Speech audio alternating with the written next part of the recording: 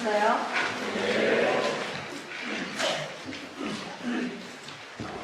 오늘 아침에는 감옥별 학습법이라는 주제로 하는데요. 샬롬 메이스는 교육의 영역을 세 가지로 나누잖아요. 그렇죠? 관계라는 걸로 나눕니다. 첫 번째는 하나님과의 관계. 하나님을 어떻게 가르칠 것인가 하는 거고요. 두 번째는 인간과의 관계. 그래서 여기에 속한 그 학문이 역사라든지 예술, 언어, 작문. 왜냐하면 다른 인간들이 어떻게 살았는가, 또 다른 인간들이 하나님을 닮은 인간들이 어떤 음악 작품, 어떤 예술 작품, 미술, 음악 이런 것들을 만들었는가, 또 다른 인간들을 보면서 또 거기서 배우는 것을 인간과의 관계라고 얘기를 합니다. 그렇죠? 그래서 세 번째 우주와의 관계라 그래서 과학, 수학, 지리학 이런 것들을 거기에 포함을 시켜요. 그래서 우리가 흔히 얘기할 때 교육하면 무엇을 그저 공부하는 것 이렇게 얘기하는데 샬롬 메스는 굉장히 좋은 접근을 해요. 우리가 그런 관계를 맺는 거다. 그 다음에 이 세 가지 관계를 맺어야 인간이다라고 얘기를 해요. 근데 요즘 우리 사회에서 뭐냐면 하나 잘하면 된다 이렇게 얘기를 하죠. 인간이 하나만 잘하면 살 수 있을까요? 우린 기계가 아니기 때문에 그렇게 살 수 없잖아요. 그래서 우리가 아이들을 가르칠 때 하나님과의 관계, 이게 가장 기초가 되죠. 그 다음에 인간과의 인간들, 그러니까 인간 하면은 나도 들어가고 우리 주위에 다른 모든 사람들이 들어가고요. 그다음 우주 하면은 자연 세계, 동물, 식물, 또 우리가 흔히 얘기하는 과학적으로 말하는 우주 이런 게 다 들어갑니다. 그래서 요거를 제가 제 나름대로 세 가지로 나눴는데요. 여러분 강의 안에 아마 있을 거예요. 지식교육, 또 사회교육, 신앙교육 이렇게 나눴습니다. 그렇죠? 지식교육은 어제 첫 시간에 했던 것처럼 아는 것과 믿는 것이 하나 되는 그 교육인데요. 이거는 오늘 마지막 시간에 신앙과 학문의 통합 여기에서 긴 시간을 다룰 거기 때문에 제가 다루지 않고 넘어가겠습니다. 그 다음에 사회교육이라는 거는 지금 특별히 이렇게 얘기한 건 앉아서 한 공부가 아닌 걸 얘기하는 거예요. 우리 흔히 공부하면 앉아서 하는 거 제대로 폼잡고 하는 거죠. 의자와 책상이 있어서 앉아서 하는 공부 시간. 그 다음에 몇 시간 공부했냐 그러면 책상에 얼마나 오래 앉아 있었냐를 얘기하잖아요. 그렇죠? 그런데 사실 책상에 오래 앉아 있는다고 공부가 되나요? 우리 솔직히 얘기해보면 잘 안 되죠. 그렇죠? 집중할 수 있는 만큼 되는 거지 하루 종일 우리나라 고등학생들이 책상에 앞에 앉아있는 시간이 전 세계적으로 1위를 아무도 따라올 수 없는 1위를 지금 차지하고 있는데 그렇다고 우리가 잘하느냐 여기에 대해서 우리 모두가 사실 의심을 하고 있습니다. 그래서 지금 여기서 말한 사회교육이라는 건 꼭 책상 앞에 앉아서만 하는 걸 얘기하는 건 아니고요. 역사의식을 길러줘야 한다라는 거예요. 그런데 이거는 지금 제가 말씀드린 내용은 엄마로서도 얘기하지만 제가 라브리에 10년 일한 사람으로서 젊은이들에게서 역사의식을 발견하기가 굉장히 힘이 들어요. 한창 민주화 운동을 할 때는 역사의식 얘기를 안 해도 다 불탔어요, 거기에. 그런데 이제는 역사의식에 관심이 없어요. 가장 관심 있는 주제가 뭔지 아세요? 응? 네?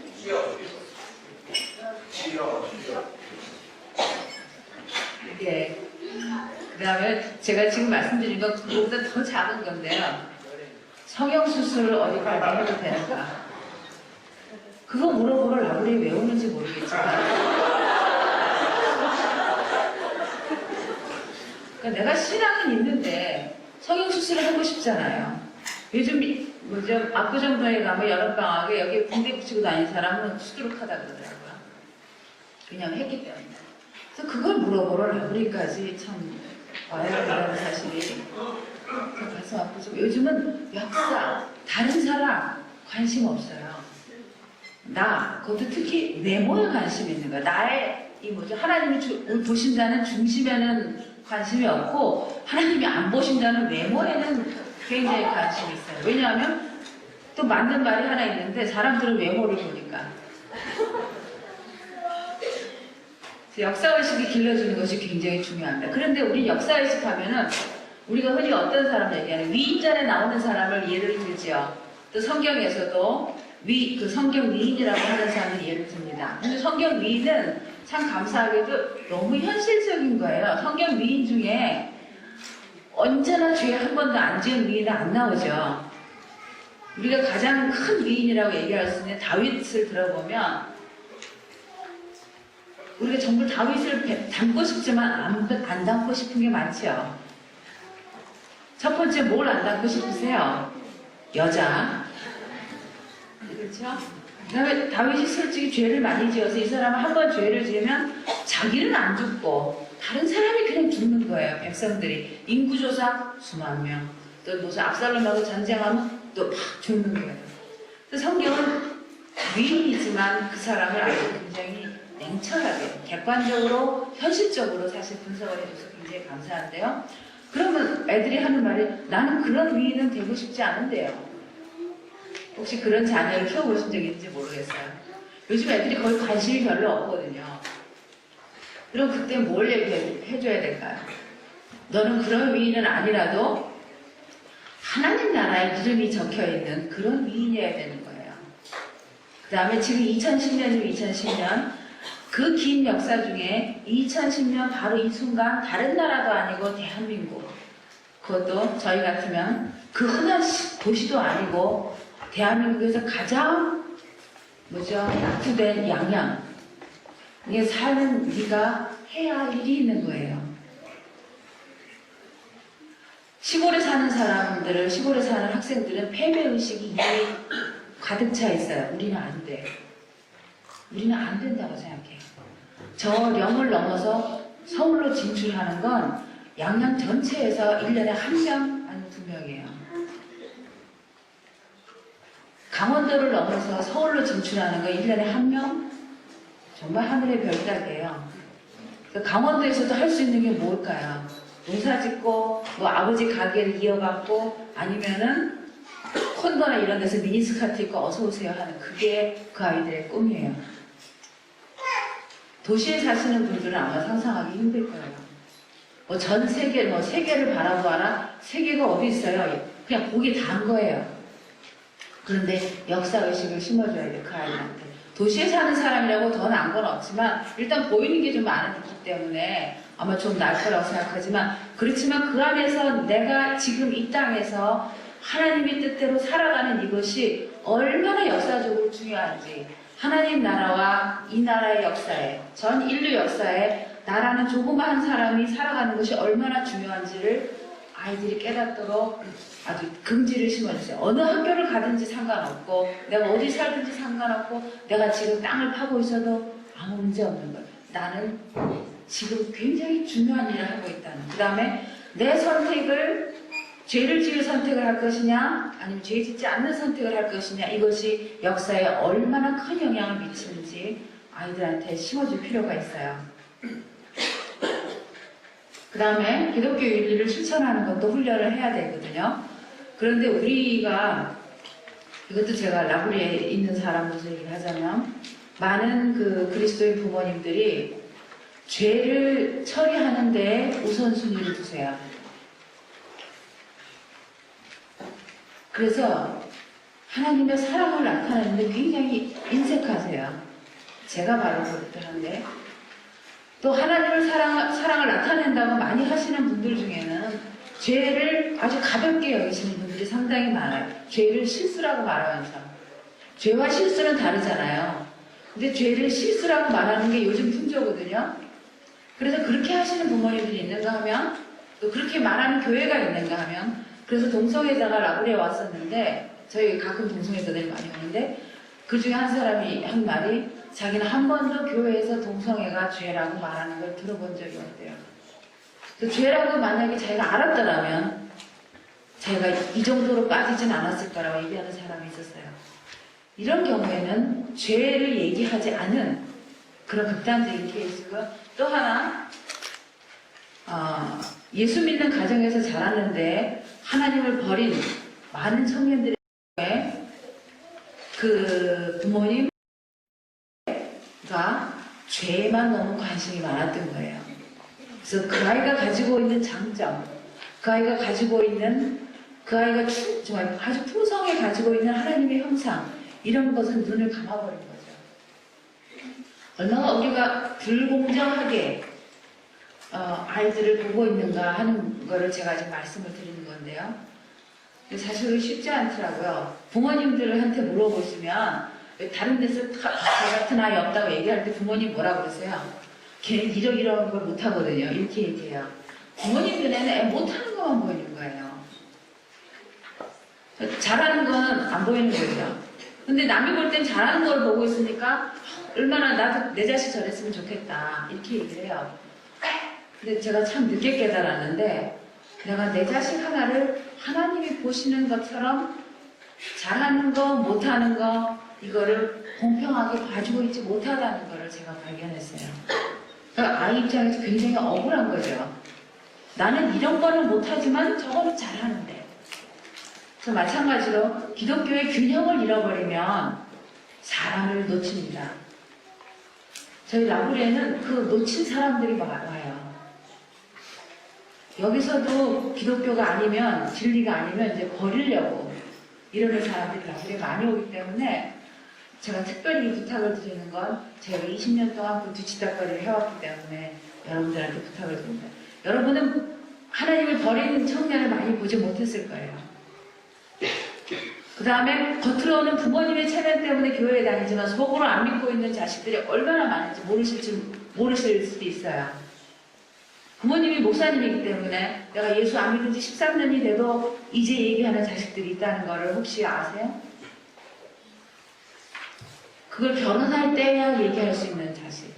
왜냐하면 자기가 원하는 여자랑 결혼하고 싶기 때문에. 예수 믿는 여자가 아닌, 특별히 예수 믿지 않는 여자를 택하는 아들들이 상당히 많습니다. 왜냐하면 예수 믿는 여자들한테 질려가지고. 사실 우리가 웃지만 얼마나 가슴 아픈 일인지 몰라요. 얼마나 많은 시간을 우리가 그런 청년들하고 같이 울고 웃었는지 몰라요. 그래서 우리의 말 한마디가, 우리의 균형 깨진, 한쪽으로 편협한 그 사고가 우리의 아이를, 또 우리의 아이들을 생명으로부터 놓칠 수 있어요. 지금 사회교육하다가 저 신앙교육까지 합니다. 그 다음에 죄는 죄라는 거를 확실히 알려줄 필요가 있어요. 요즘 낙태 죄라고 알지만 임신한 미혼모들은 100% 거의 낙태를 해요. 그 다음에 또 하나 우리가 많이 짓는 죄 중에 한국 사람들이 특히 좀 많이 짓는 죄를 거짓말이라고 이제 사회학자들이 꼽는데요. 뭐 5분에 한 번씩 거짓말 한다고 그러더라고요. 서울 시민들께서는. 서울에 안 산다고 깨끗하다고 말할 수는 없는. 그래서 이를 악물고 거짓말을 하지 않기 위해서 온 가족이, 온 학교가 사실 노력할 필요가 있는 것 같아요. 그다음 다른 나라 사람을 만날 준비를 해줘야 된다. 이건 아마 얘기하지 않아도 다 아실 것 같은데요. 우리는 안 돼. 우리는 안 돼. 우리는 안 될 것 같아. 그래서 막 피해 다니거나, 혹시 자녀들이 그렇다면은 영어를 못해도 그 사람들과 함께 있을 수 있다는 것을 좀 가르쳐주고 그런 기회를 많이 마련하세요. 저희 라브리에는 외국 사람들이 매 학교 와요. 그래서 영어를 못해도 같이 살아야 돼요. 그런데 그렇지 않은 환경에 계신 분들을 위해서 제가 한 가지 좀 도움 말씀을 드리면 그런 분들을 초청을 하세요. 집에. 빌 게이츠 아버지가 자기 자식을 위해서 자기가 딱 한 가지 잘한 게 있대요. 두 가지 잘했나? 하버드에서 그만둘다 그럴 때 괜찮다고 얘기한 거 하고, 또 하나는 다양한 손님들을 초청을 했대요. 식사 시간에. 그리고 뭘 부탁했냐면 우리 아이가 질문을 하거든 대답을 해달라고 부탁을 했대요. 그래서 빌 게이츠는 어렸을 때부터 다양한 사람들을 만난 거예요. 그래서 외국 사람들이 주위에 있으면 또 요즘 다문화 가정들이 많잖아요. 이런 사람들을 초청을 해서 같이 식사를 나누시고, 식사를 나누실 때는 반찬을 많이 하지 마시고요. 그거는 마치 우리가 오해가 될 수 있어요. 반찬을 너무 많이 하면. 그러니까 나도 힘들 수 있고, 그때 아주 간단하게 차리되 굉장히 환영한다는 표시를 할 수가 있고요. 근데 대개 손님 초청은 역사적으로 어떻게 해왔냐면, 나와 동등한 사람, 아니면 나보다 높은 사람을 초청해 왔습니다. 역사적으로. 동서양을 가리지 않고. 그래서 신약성경에서는 그런 사람이 아닌 사람을 초청하라 그래요. 신약성경에서 손대접이라고 말할 때는 내가 아는 사람, 아니면 친목회원, 아니면 나보다 높은 사람, 이런 사람 초청하는 거 손대접에 들어가지 않아요. 그러니까 내가 오늘 초청했지만 저 사람이 나를 다시는 초청하지 않을 것 같은 사람, 그런 사람도 들어가고요. 특히 예수 믿지 않는 사람, 교회에 새로 왔는데 정착하지 못하는 사람, 아니면 기독교에 대해서 안 믿을 이유가 굉장히 많은 사람, 또 다문화 가정, 우리보다 못 사는 사람, 그러니까 그런 거 가릴 필요가 없어요. 하나님의 눈으로 보시고 초청하시면 돼요. 근데 저희 러브리는 저희 가정을 열고 다른 사람들을 우리 가정의 가족으로 우리가 이렇게 품잖아요. 그렇기 때문에 저희는 굉장히 어려운 게 많은 반면에 사실은 많은 축복을 받습니다. 그래서 뭐 어제 그 사진에도 나왔지만 가장자리 얼굴 까매가지고 배경이랑 비슷한 사람 있죠. 이 사람은 아프리카 사람이에요. 그래서 저희가 그 사진을 보고 어떻게 결정했냐면 앞으로 아프리카 사람은 가운데 넣기로 했어요. 왜냐면 배경하고 구별이 잘 안 되고 샷스만 보이는 거예요. 이건 좀 옳지 않은 것 같아요. 저희 몰랐죠. 경험이 없어갖고. 그 다음에 뭐 얼굴이 하얗다고 전부 잘 사는 나라 사람은 아니에요. 콜롬비아 사람, 이런 사람은 얼굴은 하얘도 그다지 잘 살지도 않아요. 그래서 이런 사람들을 저희가 가정에 대접하면서 이 사람이 비록 예수를 믿지 않고 계속 조폭이 아니라 뭐였죠? 대부. 그분은 저 이메일 주소가 대부인데요. 지금 저희가 만난 지 20년이 넘었는데 아직 예수를 안 믿고 계세요. 그리고 계속 술집을 전전하시면서 일을 하시는데, 이런 사람이 와도 예수를 믿지 않기 때문에, 아니면 학력이 중졸이기 때문에, 아니면 직업이 대부라서 무시하지 않습니다. 왜냐하면 이 사람도 하나님을 닮은 귀한 존재이기 때문에, 귀한 인간이기 때문에요. 그래서 사회교육을 하실 때는 사람도 초청하고 또 나가서 실제로 도와주기도 하고, 또 그 가정에 어려운 일이 있으면 그 가정에 뭐 만들어서 반찬 만들어서 갖다 주기도 하고, 아이랑 같이요. 뭐 이루 말할 수 없을 것 같아요. 그 다음에 다른 나라 사람도 이제는 우리나라 사람과 그다지 차이 나지 않게 우리가 많이 참 손을 뻗칠 수 있다고 생각합니다. 신학교육에 대해서는 어제 많이 말씀을 드렸는데 제가 한 가지 좀 덜 말씀드린 것 같아서 이거 하나만 말씀드릴게요. 정직한 질문을 아이들이 하도록 격려를 해주시고 거기에 대해서 정직한 대답을 해주시기를 부탁을 드립니다. 플라톤의 이원론의 영향으로 서양 기독교에서 이성을 많이 무시해왔다고 여러분 아마 알고 계실 거예요. 이건 하나님께서 이성을 무시하신 게 아니라 플라톤의 이원론의 영향으로 서양 기독교에서 이성을 많이 무시했어요. 영향이 우리나라에도 들어와서 저희가 어렸을 때는 무조건 믿어라, 뭐 여러 가지 말씀을 많이 들었을 거예요. 그런데 이제는 그 이원론이 잘못됐다는 걸 웬만한 분들은 다 알고 계세요. 그래서 이 이원론에서 이성이 사실은 물질계에 속해 있었기 때문에 무시했거든요. 하지만 하나님은 어느 것도 무시하지 않으세요. 왜냐하면 하나님이 만드신 인간이잖아요. 그래서 아이들이 이성을 제대로 쓸 수 있도록 도와주는 게 사실은 우리가 할 일 있잖아요. 그래서 아이들이 왜 그랬어요? 라고 물을 때, 하나님 도대체 왜 이러시는 거예요? 라고 물을 때, 첫 번째, 모르시면 정직하게 모른다. 괜히 아는 척 하시면 이게 두고두고 호환이 있어요. 모른다. 그 다음에 같이 찾아본다. 아니면 누구한테 물어본다. 여러 가지 하실 수 있어요.